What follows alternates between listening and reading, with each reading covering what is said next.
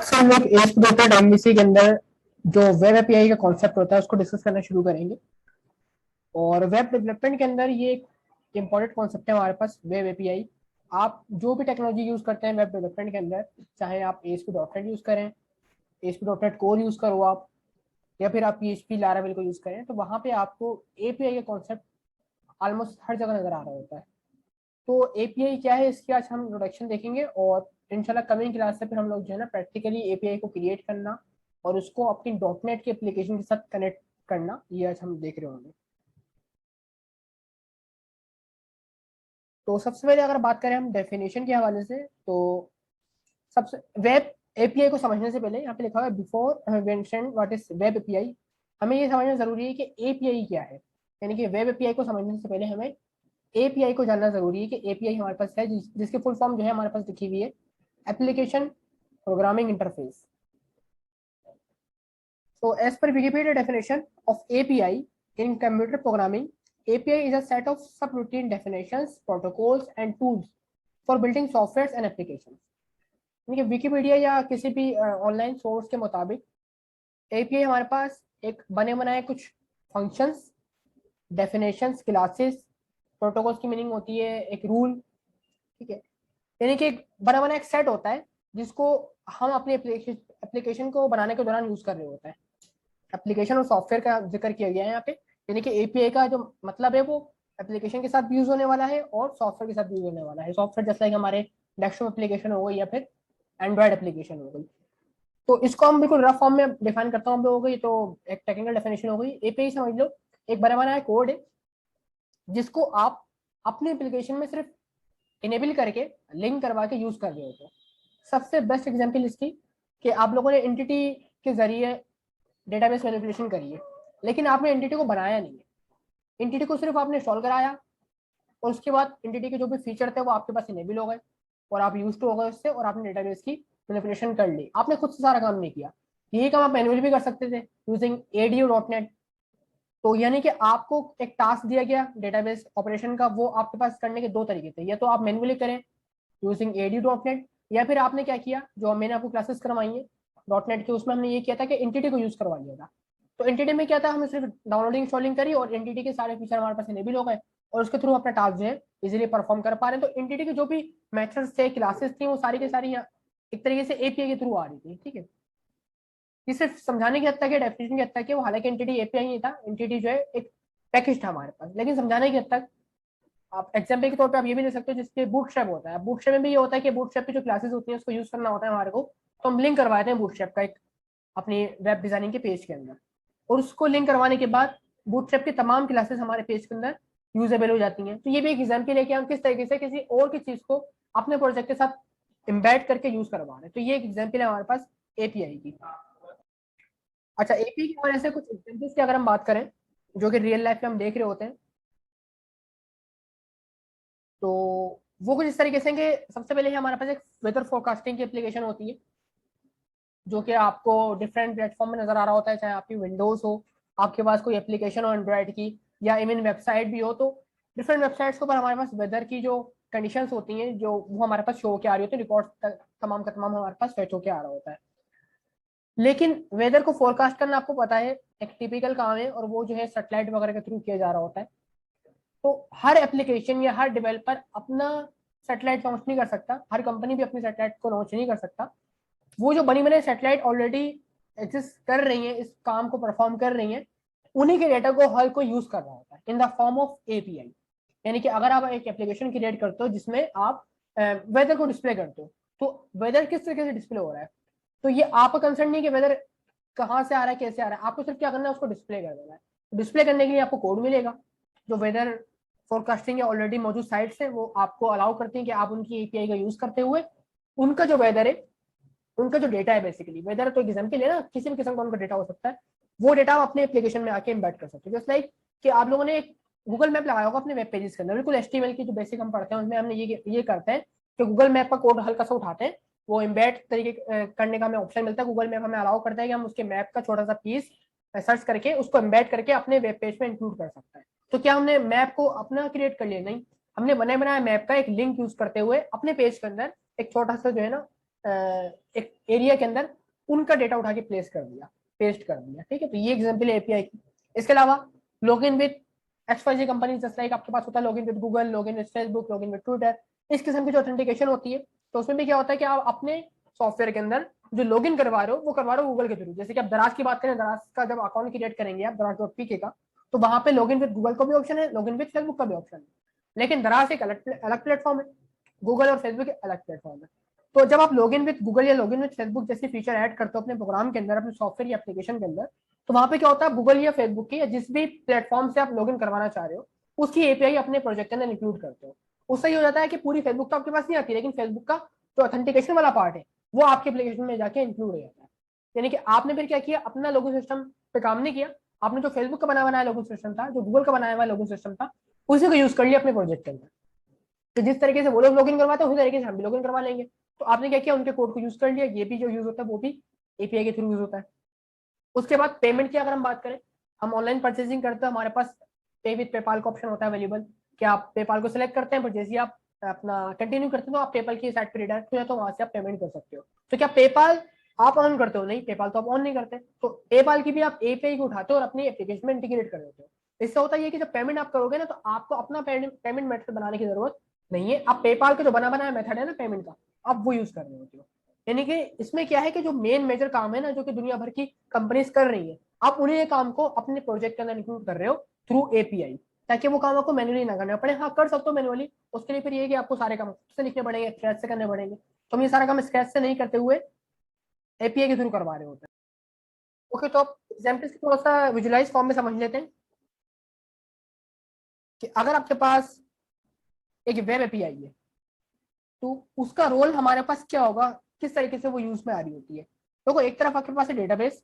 अब वो डेटाबेस समझ लो किसी भी हवाले से हो सकता है, जैसा एक हम एग्जाम्पल लेके चल रहे हैं कि फोरकास्टिंग का डेटाबेस, यानी कि जो डेटाबेस है इसमें जो इन्फॉर्मेशन आ रही है वो वेदर फोरकास्टिंग इन्फॉर्मेशन आ रही है, वेदर का इन्फॉर्मेशन यहाँ पे सारी रखी हुई है। अब उस वेदर की इन्फॉर्मेशन को आप डिफरेंट डिफरेंट प्लेटफॉर्म पे डिस्प्ले करना चाहते हो, यानी कि आपके पास एक मोबाइल एप्लीकेशन है, एंड्रॉइड iOS कोई भी हो सकती है। इसके साथ साथ आपके पास एक डेस्कटॉप एप्लीकेशन है, जैसे कि आपके पास जो माइक्रोसॉफ्ट का वेदर ऐप होता है ना, वो डेस्कटॉप एप्लीकेशन है। उसके अलावा आपके पास वेब ब्राउजर है, IoT डिवाइसेस, यानी कि आपके पास जो एंड डिवाइसेस है वो मल्टीपल है। वो डेस्कटॉप एप्लीकेशन भी हो सकती है, वेब एप्लीकेशन भी हो सकती है, मोबाइल एप्लीकेशन भी हो सकती है। और उसके अलावा डिफरेंट ऑप्शन है एंड पॉइंट की, एंड डिवाइसेस के मल्टीपल ऑप्शन है। लेकिन उन सबके पास जो डेटा आ रहा है वो एक ही डेटाबेस से आ रहा है। तो अगर आप इनका सबका डायरेक्ट लिंक करवाओगे ना, तो डायरेक्ट लिंक करवाने का मकसद ये है कि हर एक की कॉन्फ़िगरेशन आपको मैनुअली करनी पड़ेगी, कि मोबाइल एप्लीकेशन डेटाबेस से किस तरीके से इंटरेक्ट करेगी, डेस्कटॉप एप्लीकेशन किस तरीके से इंटरेक्ट करेगी, ब्राउजर किस तरीके से इंटरेक्ट करेगा डेटाबेस से। अगर आप बीच में एपीआई नहीं है तो उस केस की बात कर रहा हूँ, तो आपने इन चारों के लिए 4 दफा अलग अलग कोडिंग करनी पड़ेगी, तब जाके आपके चारों प्लेटफॉर्म, या हो सकता है प्लेटफॉर्म के और ज्यादा भी है, 4 से ज्यादा भी है, तो सारे के सारे प्लेटफॉर्म पे डेटाबेस से कनेक्ट होंगे।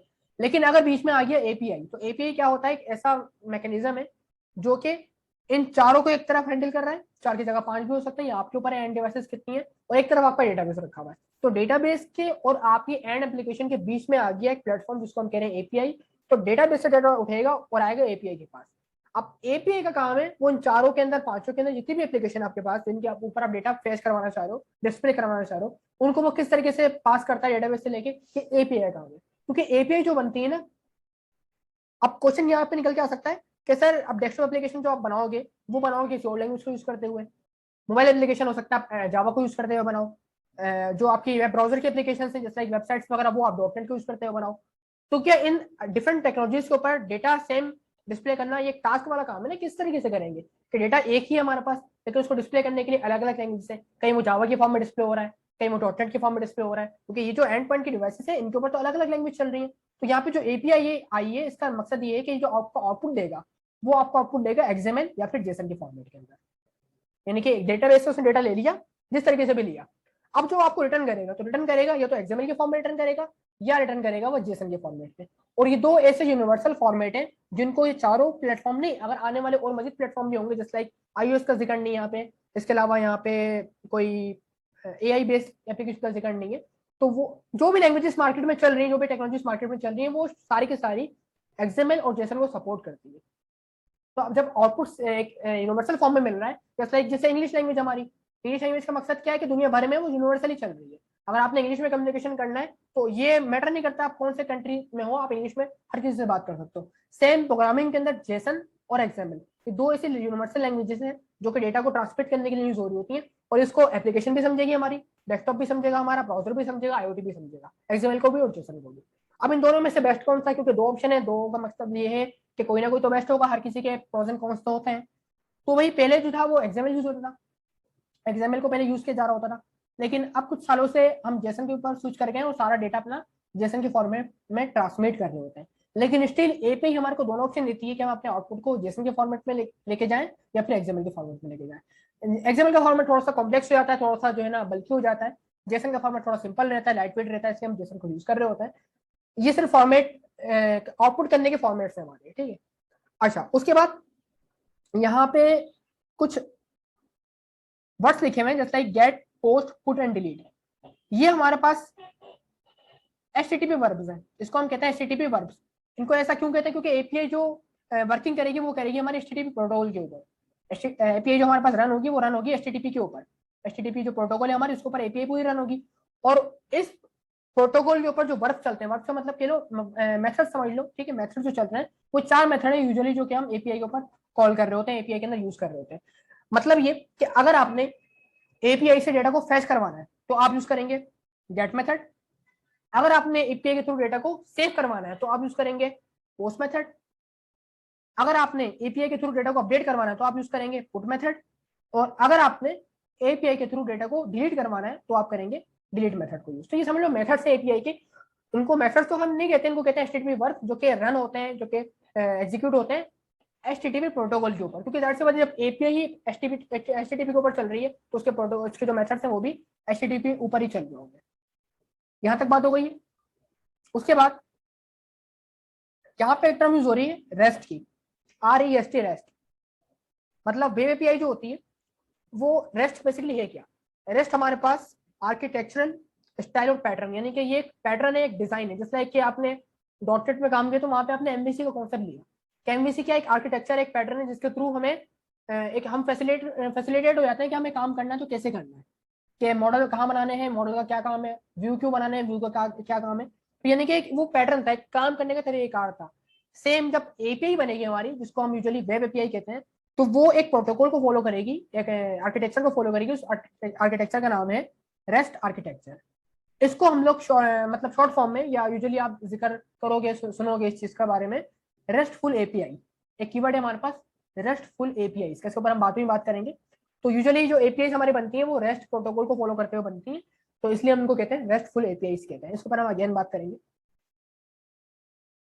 ओके, नेक्स्ट हम थोड़ी सी बात कर लेते हैं इस एपीआई को, कि इसका कहाँ पे यूज हो रहा होता है। जैसे कि आपको पता है भी रिसेंटली कोरोना वायरस चल रहा है, तो डिफरेंट वेबसाइट्स के अंदर और डिफरेंट एप्स के अंदर कोरोना वायरस के आपको अपडेट मिल रही होती है, कितने केसेस हो गए और कितने रिकवर हो गए, डिफरेंट इन्फॉर्मेशन आ रही होती है। लेकिन क्या सारे के सारे जो एप्स ओनर है, जो वेबसाइट ओनर है, उनका सबका लिंक क्या हॉस्पिटल के साथ है? नहीं, बिल्कुल नहीं, ठीक है।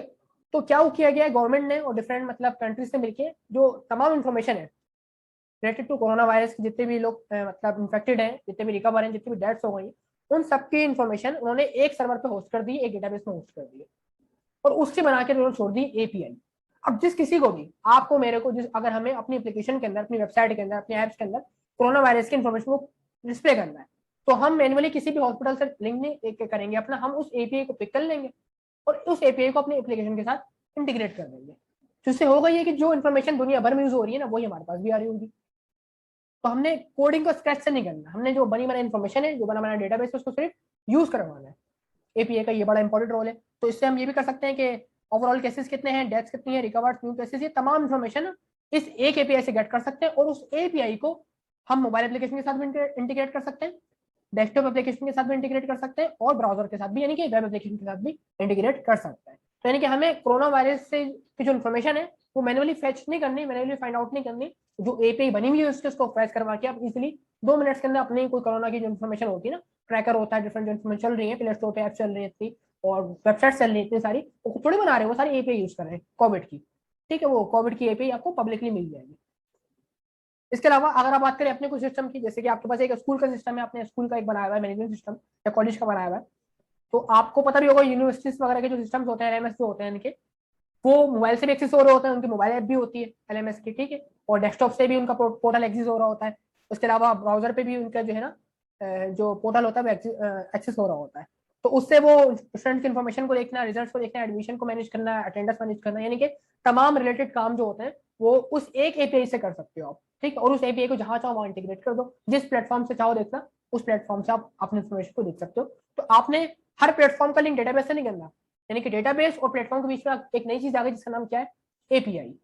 तो ये हमारे लिए फायदा हो जाएगा कि ये नई चीज आई है ना एपीआई, ये मोबाइल को भी सपोर्ट करेगा, डेस्कटॉप को भी सपोर्ट करेगा, ब्राउजर को भी सपोर्ट करेगा। बैक एंड में डेटाबेस कोई सा भी चल लो, हमें इससे कोई कंसर्न नहीं होता। ठीक है, अब थोड़ी सी हम डेफिनेशन की बात करें, थोड़े से पॉइंट्स की बात कर लेते हैं कि web API allow users to access a particular resource using HTTP protocol. बड़ा इंपॉर्टेंट पॉइंट है कि जो भी रिसोर्स हम एक्सेस करेंगे वो जो एक्सेस होगी वो होगी एक प्रोटोकॉल के ऊपर जिसका नाम है एचटीटीपी प्रोटोकॉल। और ये वही प्रोटोकॉल है जिसके ऊपर वो 4 मेथड चल रहे होते हैं, post, get, put and delete.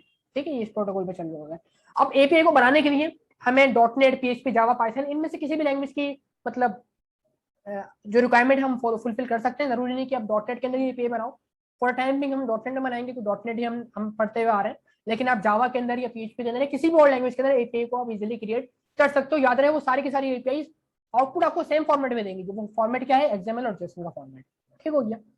उसके अलावा माइक्रोसॉफ्ट ने एक नया फ्रेमवर्क हमें क्रिएट करके दिया है जिसका नाम है ASP.NET वेब एपीआई। ये एक ऐसा फ्रेमवर्क है जिसके थ्रू आप एपीआई को क्रिएट कर सकते हो। जस्ट लाइक इन्होंने डॉटनेट की एप्लीकेशन बनाने के लिए डॉटनेट का फ्रेमवर्क क्रिएट करके दिया ना हमारे को, तो फ्रेमवर्क को यूज करते हुए एप्लीकेशन क्रिएट कर लो। सेम इन्होंने एपीआई को क्रिएट करने के लिए भी एक फ्रेमवर्क क्रिएट करके हमें दे दिया जिसका नाम है ASP.NET वेब एपीआई फ्रेमवर्क। ये जब फ्रेमवर्क आप यूज करेंगे तो इसके थ्रू आप इजीली वेब एपीआई को क्रिएट कर सकते हैं। ठीक है, डॉटनेट हमें ये माइक्रोसॉफ्ट फैसिलिटेट करके हमें दे रहा होता है।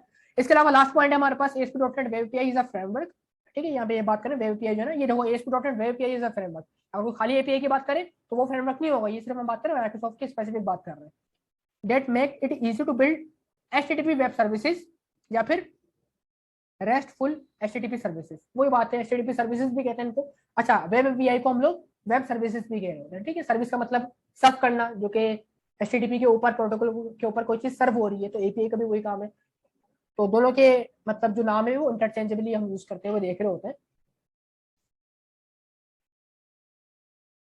ये डॉटनेट फ्रेमवर्क हमें प्रोवाइड करके दे रहा होता है, हमें पता है ये चीज हमने पढ़ ली।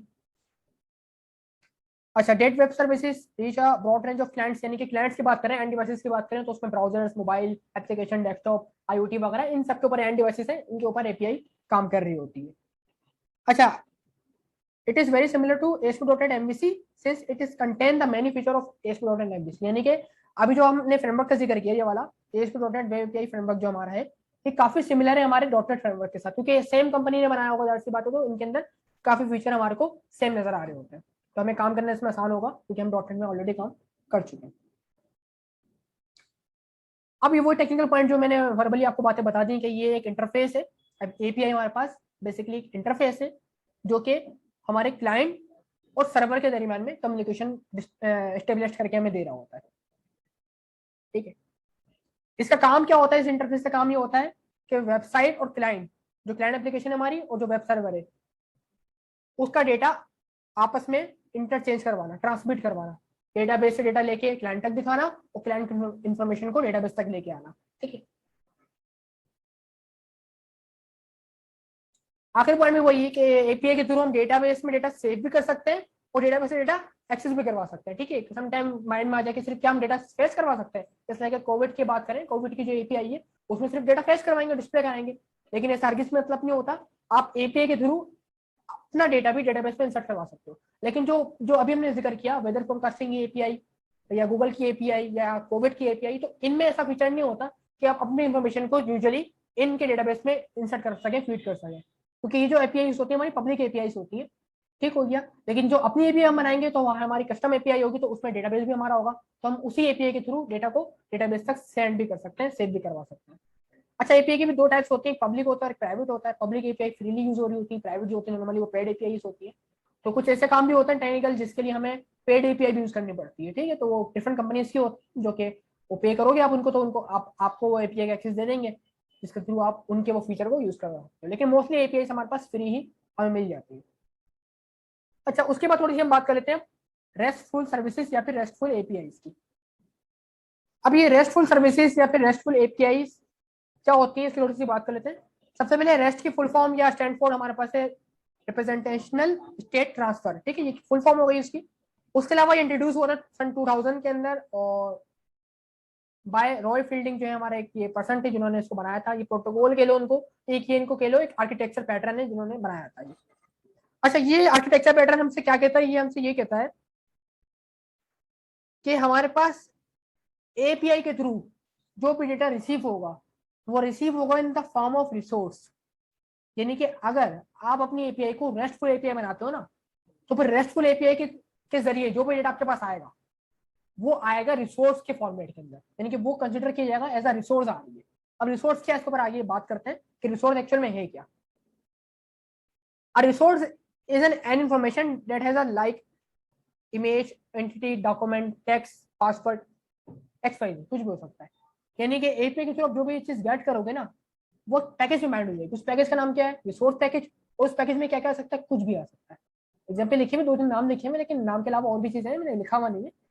तो मतलब ये कि अगर आपकी एपीआई रिसोर्सफुल रेस्टफुल एपीआई है, सॉरी, अगर आपकी एपीआई रेस्टफुल एपीआई है तो उस एपीआई के थ्रू जो भी डेटा आपको रिसीव होगा ना वो रिसीव होगा एज अ रिसोर्स के तौर पे। अब डेटा रिसीव जो होता है, जैसे कॉपी के केस में क्या होता है, इमेजेस भी रिसीव हो रही होती है, हमें नंबर्स भी रिसीव हो रहे, टेक्स्ट भी रिसीव हो रहा होता है, और डिफरेंट चीजें रिसीव हो रही होती है। वो सारी की सारी अगर तो वो है रेस्टफुल एपीआई तो वो सारी की सारी रिसीव होंगी चीजें in the form of resource. ठीक हो गया। और इसके अलावा यहाँ पे ये है कि रिसोर्स जो हमें आउटपुट देता है, यानी कि रेस्टफुल एपीआई जब बनाओगे ना, डेटा जो रिसीव किया आपने वो रिसोर्स के फॉर्मेट में रिसीव किया, अब है डेटा को डिस्प्ले करना अपनी एप्लीकेशन के ऊपर। तो डिस्प्ले करने के लिए रेस्टफुल एपीआई हमारे को 3 तरीके देता है कि डेटाबेस से हमने डेटा ले लिया तो डेटा जो आया था वो रिसोर्स बन के आया था। रिसोर्स समझ लो एक नाम, एक आइडेंटिटी है जिसके थ्रू वो डेटा बन के आया। वो डेटा कुछ भी हो सकता है, आपकी ऑडियो, वीडियो, इमेजेस, डॉक्यूमेंट कुछ भी हो सकता है, रिसोर्स बन के आ गया, आपके पास आ गया। अब आपको करना है डिस्प्ले। डिस्प्ले करने के आपके पास है 3 अलग अलग तरीके। पहला है टेक्स्ट फॉर्मेट, दूसरा है जेसन फॉर्मेट, तीसरा है एक्सएमएल फॉर्मेट। लेकिन जो हमने ऊपर जिक्र किया थोड़ी देर पहले वो किया था सिर्फ 2 का, एक्सएमएल का, जेसन का। वो जिक्र था वो था एपीआई के आउटपुट का स्टैंडर्ड। तो यूजुअली एपीआई जो होती है हमारे को वो एक्सएमएल जेसन के फॉर्मेट में आउटपुट देगी होती है। लेकिन अगर आपकी एपीआई रेस्टफुल एपीआई है, रेस्ट प्रोटोकॉल को फॉलो कर रही है, तो फिर वो आपको आउटपुट टेक्स्ट फॉर्मेट में भी दे सकती है। यानी कोई बात है ना कि कोई नई चीज ऐड करोगे तो आपको मजीद कुछ फीचर तो मिलेगा ना। तो अगर आपकी एपीआई बिल्कुल सिंपल है, आपने जावा के थ्रू बनाई है, आपने पीएचपी के थ्रू बनाई है, तो वो एपीआई आपको एक्सएमएल जेसन में आउटपुट देगी। लेकिन अगर आपकी एपीआई रेस्टफुल एपीआई है तो फिर वो आपको एक्सएमएल में तो आउटपुट दे रही है, जिसमें भी दे रही है, साथ साथ वो टेक्स्ट फॉर्मेट में भी आउटपुट देगा। लेकिन टेक्स्ट फॉर्मेट इतना रिलायबल नहीं होता क्योंकि हर लैंग्वेज टेक्स्ट को भी सपोर्ट नहीं करती। एंड्रॉइड वगैरह में टेक्स्ट को हम कहाँ यूज करेंगे, तो इसलिए हम इसको यूज नहीं करते, लेकिन हम करवा सकते हैं यूज। डॉट में तो हम कर सकते हैं टेक्स्ट को भी यूज। तो ये एक इंपॉर्टेंट पॉइंट है। उसके अलावा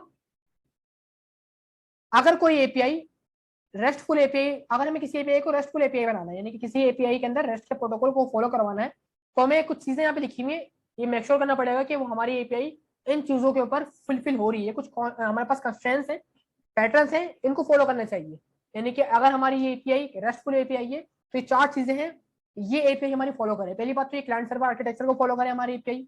दूसरा स्टेटलेस आर्किटेक्चर को फॉलो करे हमारी एपीआई। तीसरा कैशेबल फीचर को ऐड करे हमारी एपीआई। और लास्ट में हमारे पास है यूनिफॉर्म इंटरफेस को फॉलो करे हमारी एपीआई। अगर हमारी एपीआई इन चारों चीजों को फॉलो कर रही है तब जाके वो रेस्टफुल एपीआई बनेगी। और रेस्टफुल एपीआई थोड़ी सी एडवांस एपीआई होती है बेसिकली। ठीक है, तो ये 4 चीजें जो है, इनमें से आखिरी चीज है यूनिफॉर्म इंटरफेस। इसको थोड़ी सी बात कर लेते हैं।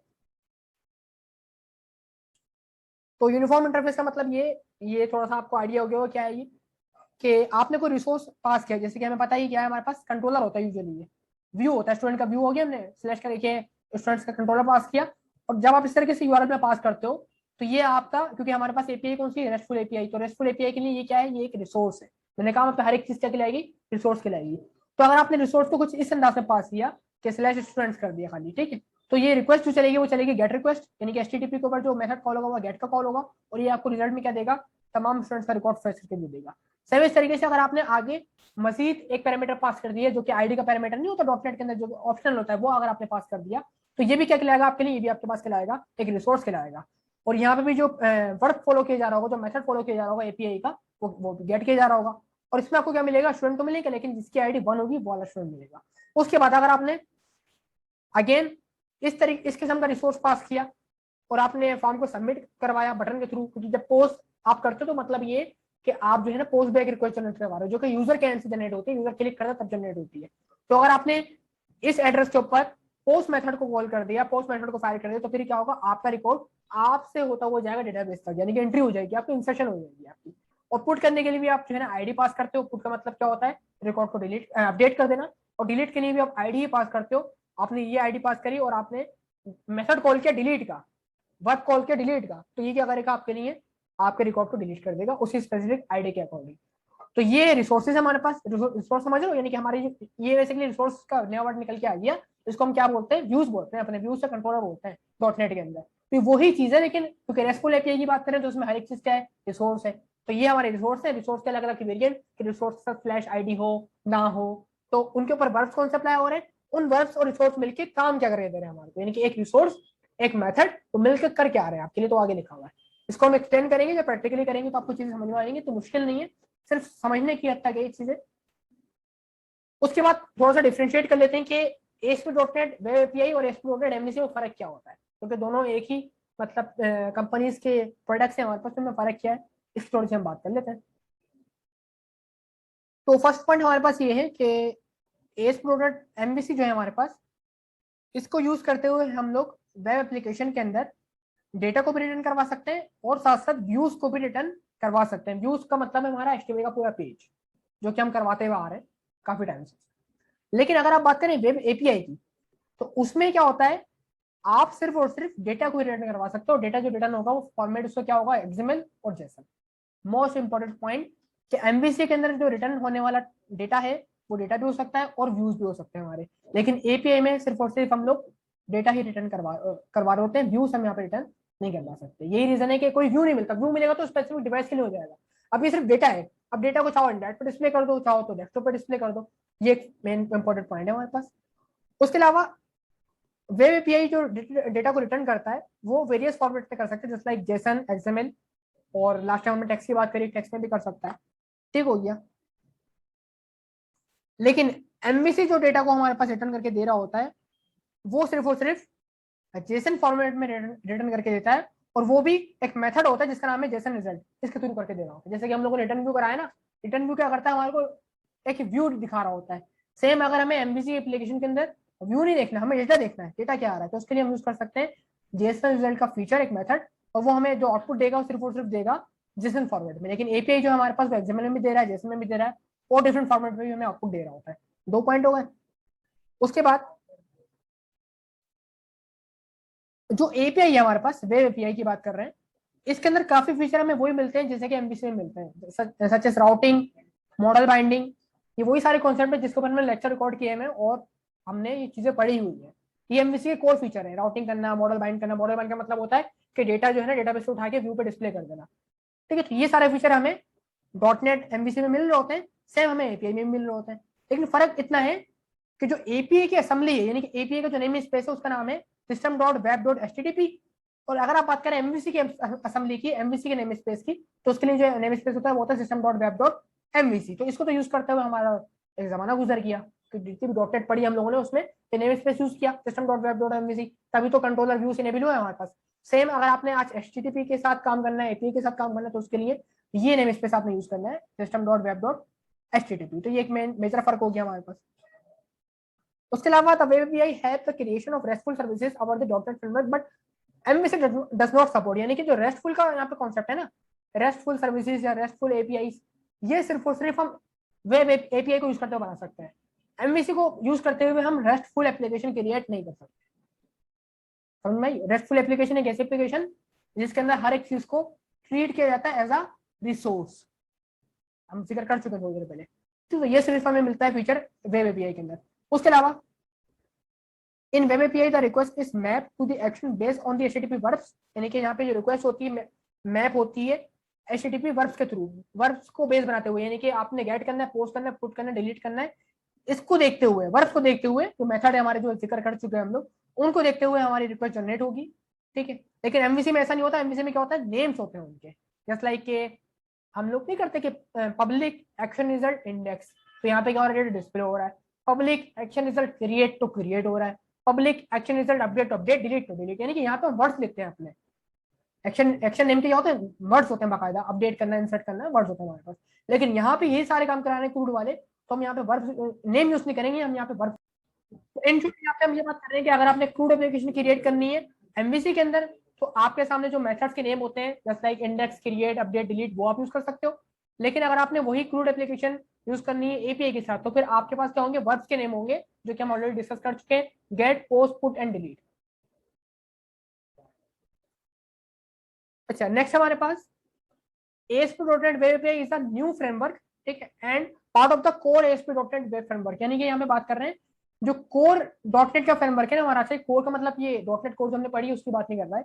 ये कोर का मतलब ये है कि बेसिक, कोर के एक मीनिंग होती है बेसिक, बेस भी कहते हैं इसको हम लोग, जैसे कोर पीएचपी और कोर जावा, जिसका मतलब बिल्कुल बेसिक जावा, बेसिक पीएचपी। तो यहाँ पे बात कर रहे हैं कि एपीआई हमारे पास जो है ना, ये कोर डॉटनेट का पार्ट है, यानी कि जब डॉटनेट शुरू हुआ था ना, उन्हीं में से एक एपीआई उन्हीं का पार्ट है। ये बाद में कोई नई चीज ऐड होकर नहीं आई यहाँ पे। कोर का मतलब है कि बेस फीचर, बेस फ्रेमवर्क हमारे पास।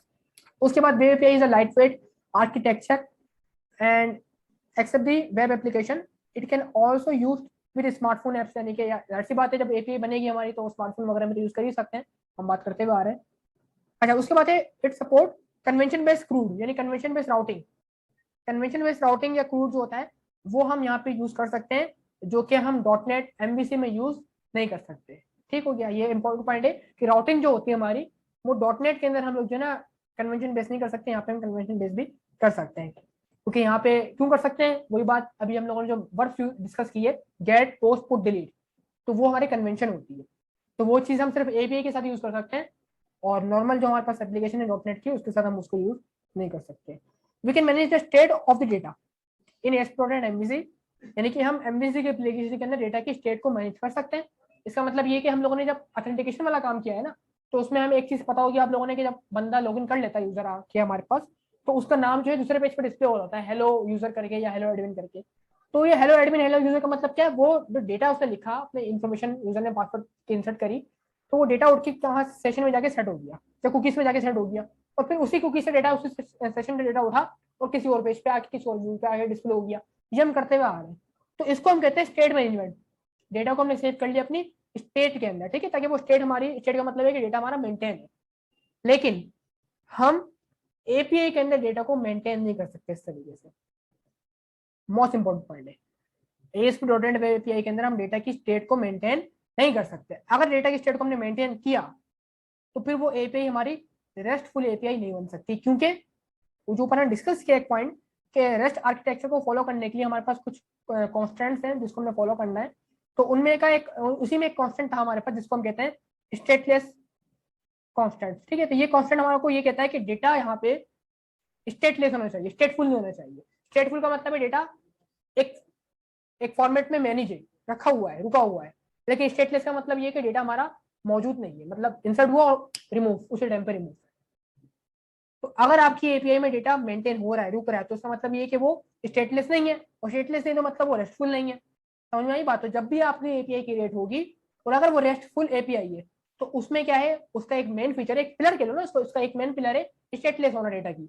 और डेटा स्टेटलेस का मतलब ये कि डेटा वहाँ पे मेंटेन नहीं रहेगा। हालांकि ASP.NET MVC में डेटा हमारा मेंटेन रहता है in the form of session, view data, time data, पढ़ा हुआ है ना हम लोगों ने, वो क्या है, जैसे डेटा को मेंटेन तो करते हैं हम लोग सारे। यहाँ पे ऐसी चीज नहीं हो सकती, अगर हुई तो फिर वो रेस्टफुल एपीआई नहीं बनेगी, आपकी वो नॉर्मल एपीआई हो सकती है। अच्छा, उसके बाद बाय एडिंग सेशन, यहाँ पे वही लिखा हुआ है कि अगर आपको मतलब रिक्वायरमेंट है आपके पास, ये जरूरी नहीं कि ऐसा नहीं कर सकते हो कि अगर आपके पास रिक्वायरमेंट है एपीआई के अंदर डेटा को मेंटेन करने के लिए, डेटा को आपको मेंटेन करना है, तो आप क्या कर सकते हैं, सेशन बना सकते हैं, सेशन क्रिएट कर सकते हैं। और जब ऐसा आप काम करेंगे, यानी कि अगर आपके पास रिक्वायरमेंट है कि एपीआई के अंदर भी आपको डेटा को मेंटेन रखना है, तो आप बिल्कुल रख सकते हो। इसके लिए आप क्या करेंगे, फिर आप बनाएंगे स्टेटफुल एपीआई। और स्टेटफुल एपीआई का मतलब ये कि वो रेस्टफुल एपीआई नहीं है फिर आपकी वो, क्योंकि रेस्टफुल में क्या होना चाहिए, डेटा की स्टेट मेंटेन नहीं होनी चाहिए, स्टेटलेस डेटा होना चाहिए। लेकिन अगर आपका डेटा स्टेटफुल है, यानी कि डेटा उसमें मेंटेन हो रहा है बाय यूजिंग सेशन, सेशन वगैरह जो हमने पढ़ा है ना, व्यू डेटा, टेम डेटा, सेशन वगैरह जो होते हैं, अगर आप ये चीज यूज कर रहे हो, तो फिर आपकी एपीआई बन जाएगी, काम होगा उसमें भी। लेकिन फिर उसमें क्या होगा, वो आपकी एपीआई खिलाएगी स्टेटफुल एपीआई खिलाएगी, जो कि डिफीट करेगी हमारे एक जो हमारा पिलर है स्टेटफुल रेस्टफुल एपीआई का, जिसमें क्या है कि डेटा हमारा स्टेटलेस होना चाहिए। तो वो स्टेटलेस नहीं रहेगा, फिर स्टेटलेस नहीं रहेगा तो फिर वो रेस्टफुल भी नहीं रहेगा, ठीक है। एपीआई तो बन जाएगी लेकिन वो रेस्टफुल एपीआई नहीं बनेगी। तो ये ही हमारे पास पॉइंट है कुछ एपीआई के हवाले से कि एपीआई क्या होती है। होपफुली चीज समझ में आ गई होगी। अब ये कि कमिंग क्लास में हम लोग उसका प्रैक्टिकली वर्क देखेंगे कि एक्चुअली एपीआई हम बनाएंगे किस तरीके से और हमें आउटपुट किस तरीके से देगा, जेसन फॉर्मेट में या एक्सएमएल फॉर्मेट में। तो इन सबको हम इंशाल्लाह कमिंग क्लासेस में आके डिस्कस कर लेंगे। तो that's it for today, see you next time.